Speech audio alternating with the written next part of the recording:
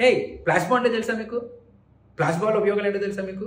So example ఇస్తాం మీకు ఒకటి. అయితే మా గ్రాండ్ మదర్ ఉండేది. సో యూజువల్లీ తను ఏంటంటే ఎప్పుడు ఫీవర్ వచ్చినా, ఎప్పుడు బాడీ పెయిన్స్ వచ్చినా, ఎప్పుడు హెడేక్ వచ్చినా కూడా తను ఒకటే మాట, అరే బాబు నన్ను హాస్పిటల్కి తీసుకెళ్ళి. సో హాస్పిటల్కి తీసుకెళ్ళడం వల్ల మెయిన్ సైకియాట్రిక్ పేషెంట్ ఏం ఆలోచిస్తాడంటే నిజంగా ఫీవర్ వచ్చిందా, హెడేక్ వచ్చిందా, బాడీ పెయిన్స్ ఉన్నాయని చెక్ చేస్తాడు.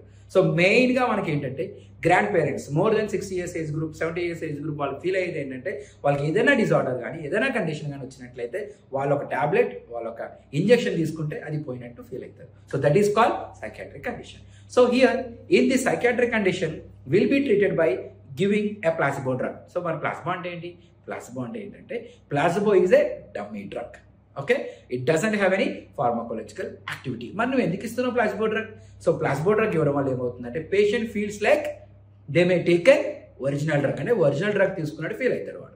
కానీ వాడికి ఎటువంటి కండిషన్ ఉండదు. సో తీసుకున్న తర్వాత ఏమంటారు, ఎస్ ఫీవర్ పోయింది, హెడేక్ పోయింది, బాడీ పెయిన్స్ పోయింది. This is called placebo. మరి ప్లాసిబో మరి క్లినికల్ ట్రయల్స్ ఎందుకు వాడతాం తెలుసా మీకు ఆ విషయం? సో అది కూడా చెప్తా. ప్లాసిబో క్లినికల్ ట్రయల్స్ ఎందుకు వాడతామంటే 2 గ్రూపులు తీసుకుందాం. ఒక గ్రూప్ క్లినికల్ రీసెర్చ్ గ్రూప్, ఒక గ్రూప్ ప్లాసిబో గ్రూప్.